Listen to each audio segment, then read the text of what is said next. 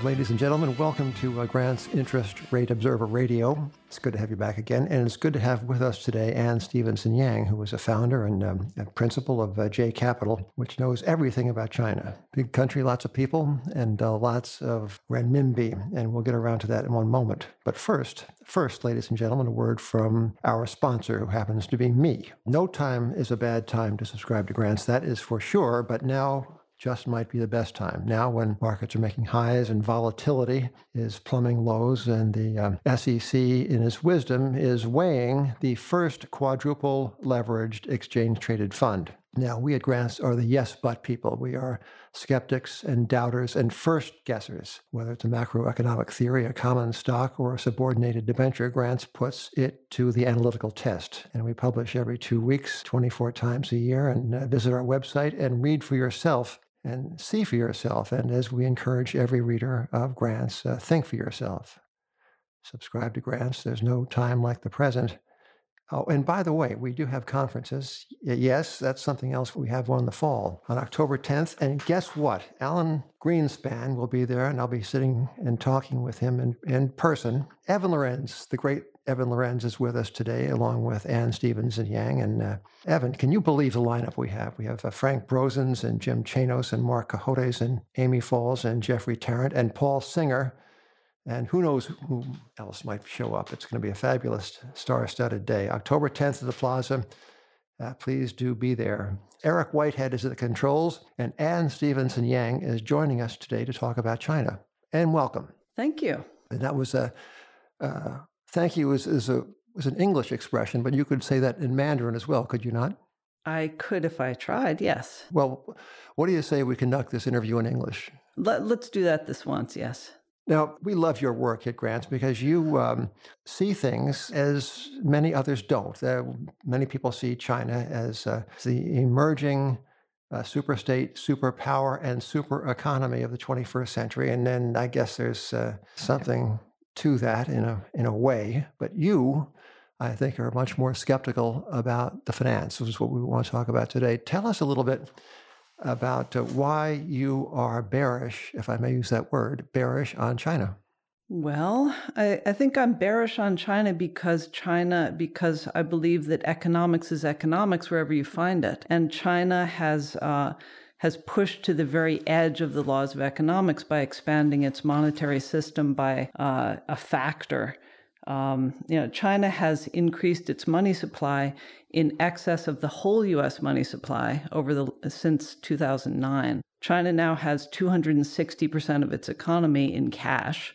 The U.S., I believe, is somewhere around 75%.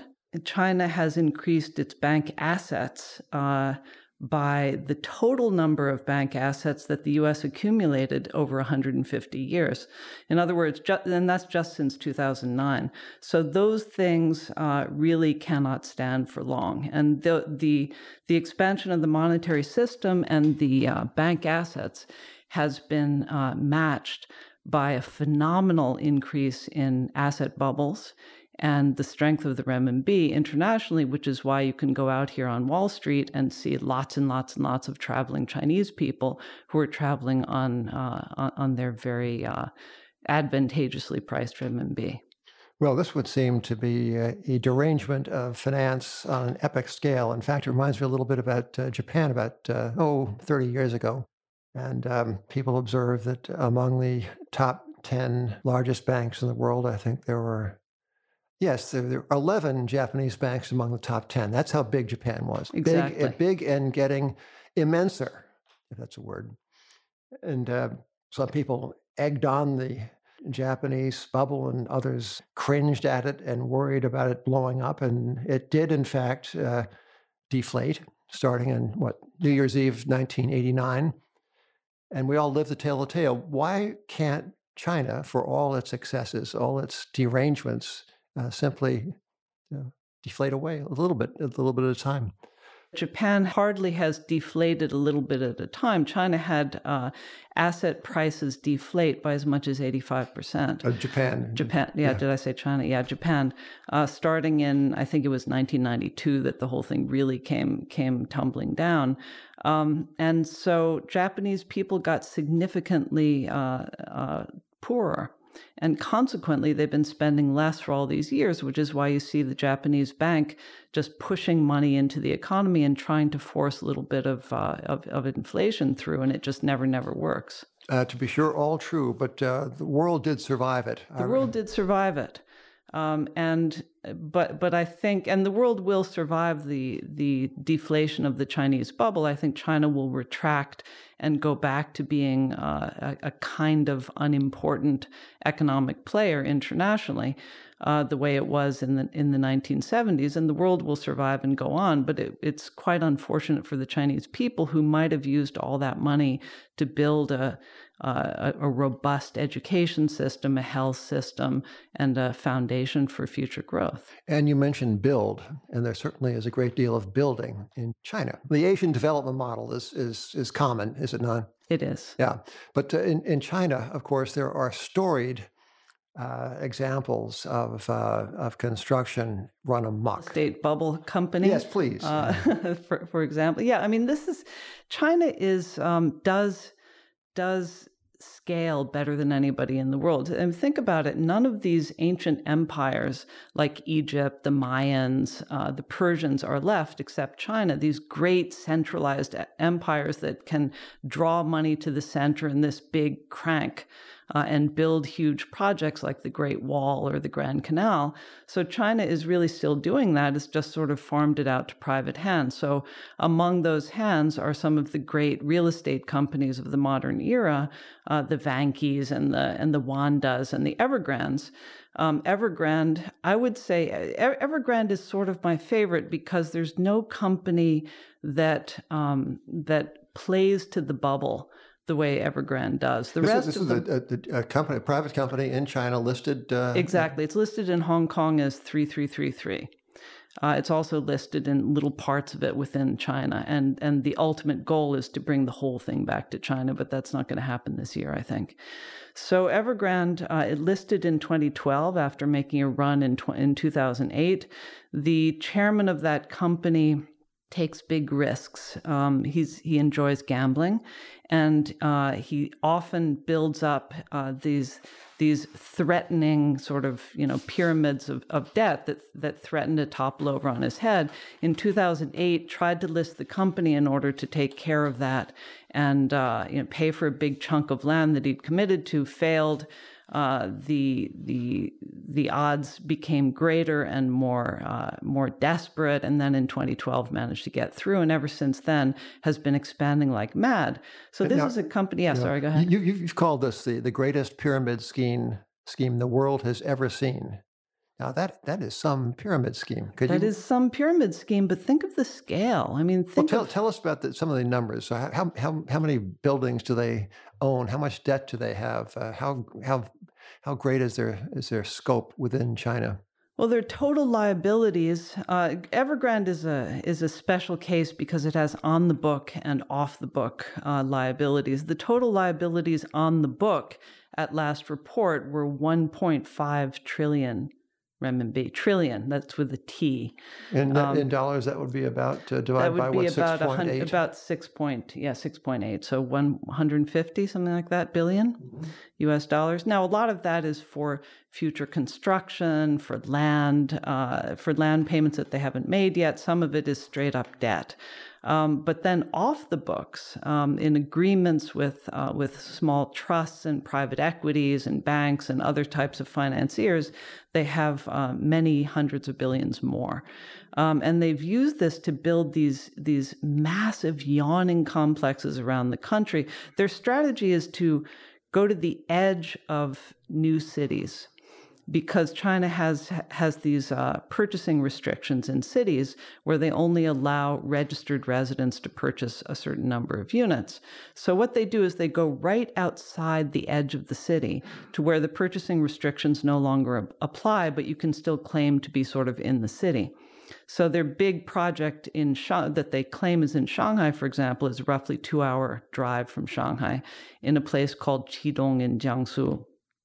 And they build these complexes with villas and towers and supermarkets and movie theaters and gyms and so on and so forth. And then they pre-sell usually about 2 years in advance of construction. And then they sell out and nobody moves in. And these complexes will accommodate 10,000, 40,000, 50,000. I've seen one complex that accommodates almost 70,000 people. I think that one is in Yunnan. And people hold these apartments. They'll come and visit on weekends sometimes, or they'll keep them for their parents or their children, and they wait for them to appreciate in price. Texans were wont to say, and some still do say, that real estate is not a cash flow business. It's an asset appreciation business. But if there's nobody in the apartments, that means there is no cash flow for somebody. Now, how is Evergrande funding itself in the absence of this thing called cash flow? Or are they funding themselves on key money or prepayments? So how does this work? Prepayments are a very big portion of it. If you get paid 2 years in advance, and that can finance your construction.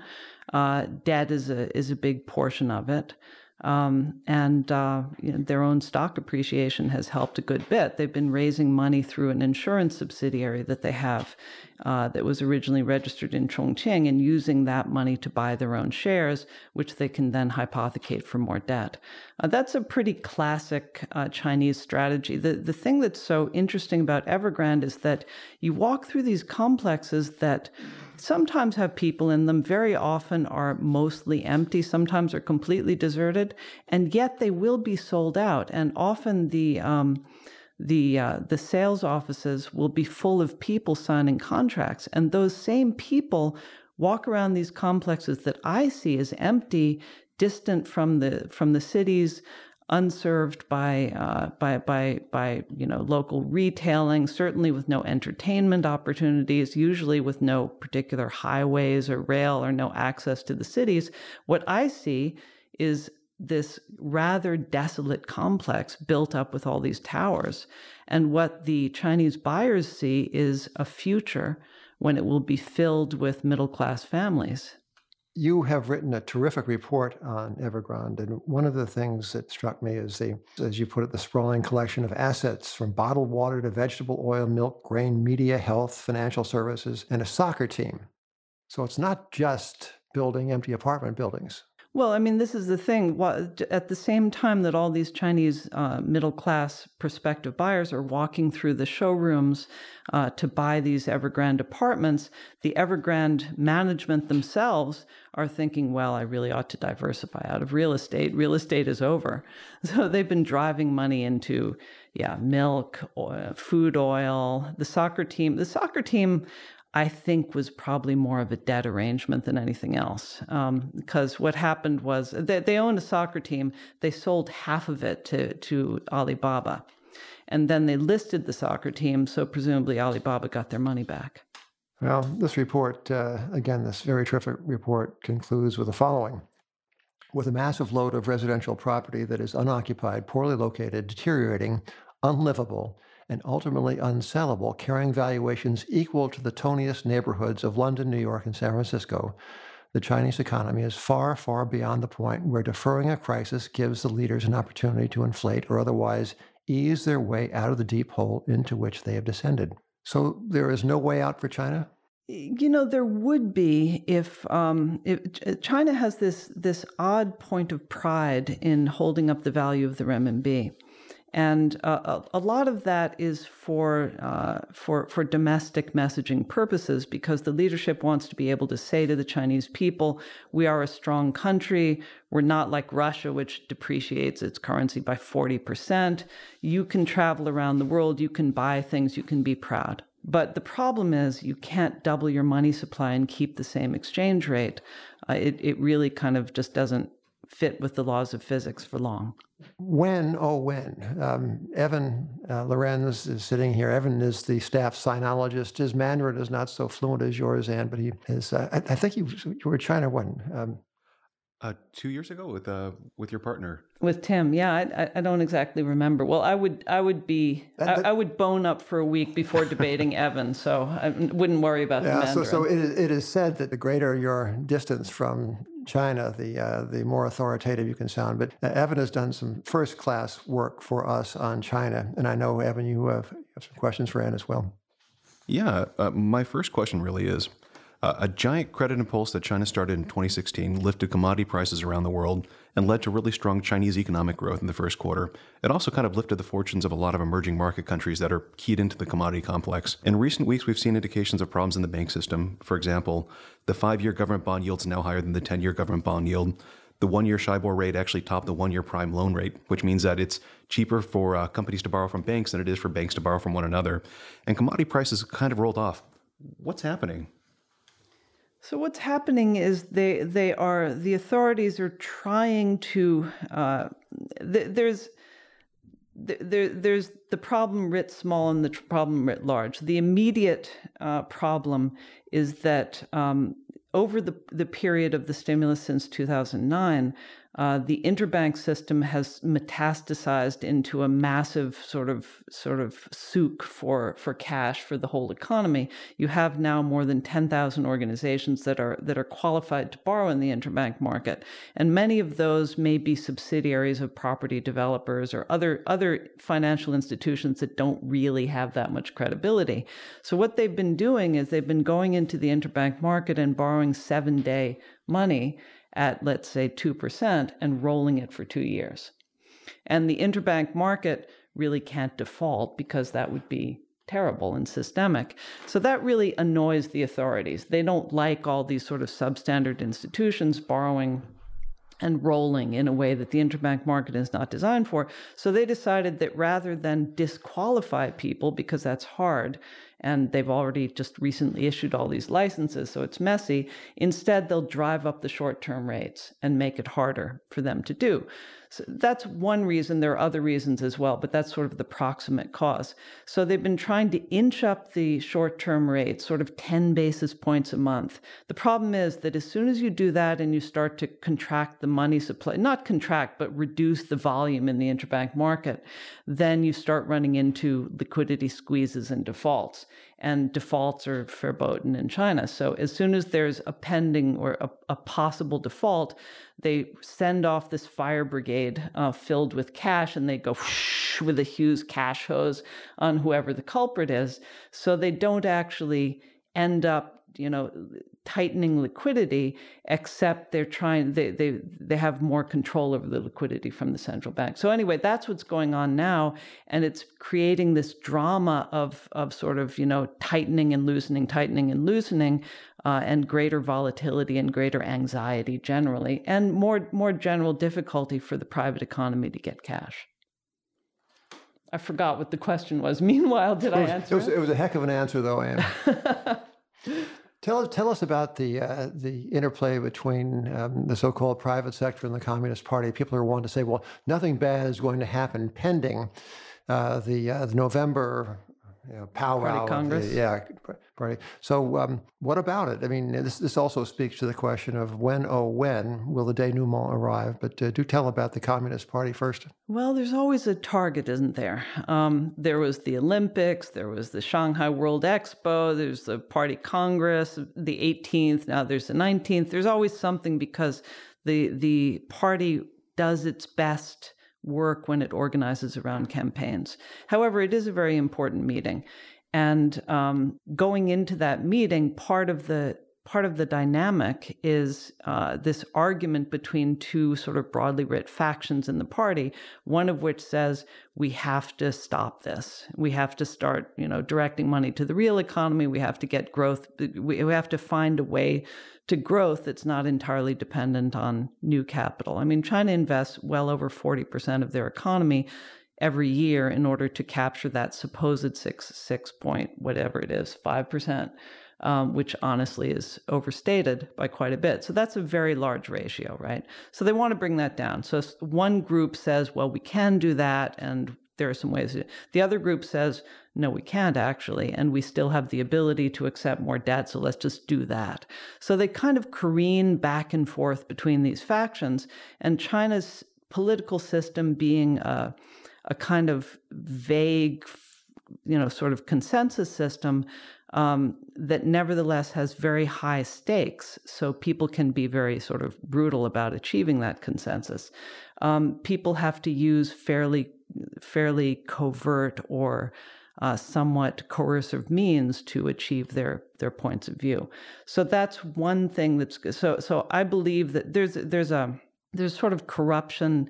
I don't know whether you'd call it a crackdown, but there's an initiative to attack what's articulated as corruption in the banks. And I think that this is supporting this general effort to try to stop stimulating a little bit.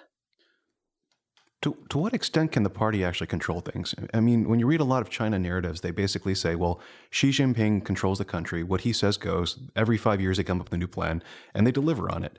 And there's this belief that there's this ability to direct this 1.4 billion, person economy that has $34.8 trillion in banking assets, and that they can just direct everything and it'll all go according to plan. Like, what kind of grip does a party really have on the economy? And are they able to direct things as smoothly as kind of the Western press believes? Well, conveniently, the party also controls information. So what they do is they direct our attention to the little ball in this hand instead of this hand. So when we articulate these 12 goals in the 5-year plan, if one of them is achieved, then that's the one that gets the attention. And if you look at the goals over the previous 5-year plans, honestly, they've almost all been complete failures. But what the party can do, and it's a very, very powerful tool, is invest. So the party, when it was it focuses on economic growth driven by capital investment. That's been a very powerful tool. It has the ability to aggregate capital and direct it to a target, and so that's what it has achieved.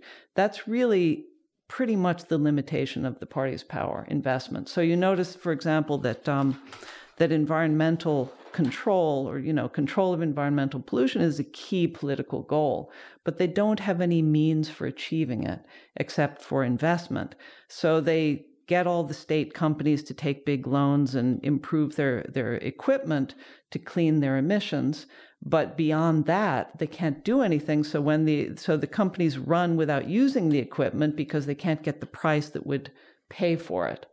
So, and the party really can't do anything about that. That's one example. Well, they do say that when something can't go on forever, it won't. This does seem as if it had been going on forever, and yet also it seems as if it can't. Could you give us, if not the exact date of the denouement, and could you give us like the month and the year? Yeah, August 12th. It's not 2012. No. These things have what I'd like to think of as a probabilistic path and a deterministic path. So the probabilistic path is there's all this stuff that they have to keep control of. All this stuff being defaults that are cropping up in the economy. And you have this fire brigade that's rushing around with its hose of money, and the likelihood is that you'll miss sometimes. And of course that's happened a good deal, but what you need to miss for there to be a crisis or a default at the banks is something really big. How about Evergrande? Exactly. So if Evergrande, now I've been watching Evergrande because Evergrande's insurance company, which was a key channel for aggregating capital, has been halted from selling products for a little while. However, Evergrande has a lot of ability to collect money from other types of shadow institutions, being trusts and private equities and things like that. So it seems like Evergrande's capital is still abundant. But I was watching this because Evergrande needs a constant infusion, really like a patient hooked up to a IV, thank you. And without this constant influx of money, Evergrande will in fact collapse, but it does have this constant influx of money. Well, what about those immense reserves we keep on hearing about? That is an interesting thing. Of course, the really interesting question is what is in those reserves and what portion of those reserves are liquid. I think that a significant portion are dedicated to the the share of the bank stocks that the central government owns that are listed in Hong Kong. And I believe that they've been gaining appreciation out of the stock appreciation there. A big portion is their loan securities that are outstanding to countries like Venezuela and Angola, and the loans that they've been extending all over the world. I might write down some of those Venezuela loans myself if I were running things in China. You would think they actually wrote them up about, it's about a year ago now. But that was because Venezuela clearly was not going to pay. There was a rumor that Venezuela had offered to give them an island in return for the debt, but that China refused. So much of that is not very liquid. They do have those U.S. treasuries, which now number about $850 billion, something like that. I believe that those treasuries are hypothecated to some extent, but they are the key liquidity tool that China can sell up and sell down and buy up. So you've still got, I think that they need to hold around $600 billion in the bank. So you certainly have a good $400 billion to go. The reserves are a most curious asset. I mean, when I think of an asset, it's something that you could actually draw on in a time of stress. But if China were actually to sell down those reserves, that would actually contract the money supply, which would seem to put the Evergrandes and other money-sucking corporations into a little bit of a tighter stretch. How do you think about the reserves and their ability to utilize them without causing collateral damage? Well, they've been quite successful at it for a long time now. The rate has only slipped from its peak at 6.0. It's about 6.85 now. So that hasn't slipped that much considering the degree that the money supply has expanded. And a lot of that has to do with selling down the reserves, asking banks to sell reserves. And of course, they print in order to compensate for it. So it's been pretty successful. I think the fundamental question is that you now have this currency where you can take 6.8 of these things and buy BMWs and houses in London and things like that.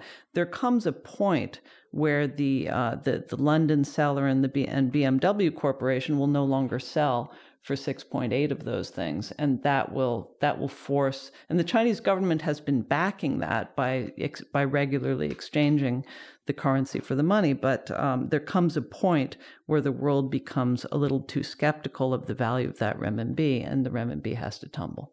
When does it happen? I mean, China last year not only put in capital controls, but they actually put current account controls, which is, for econ people, a little more shocking.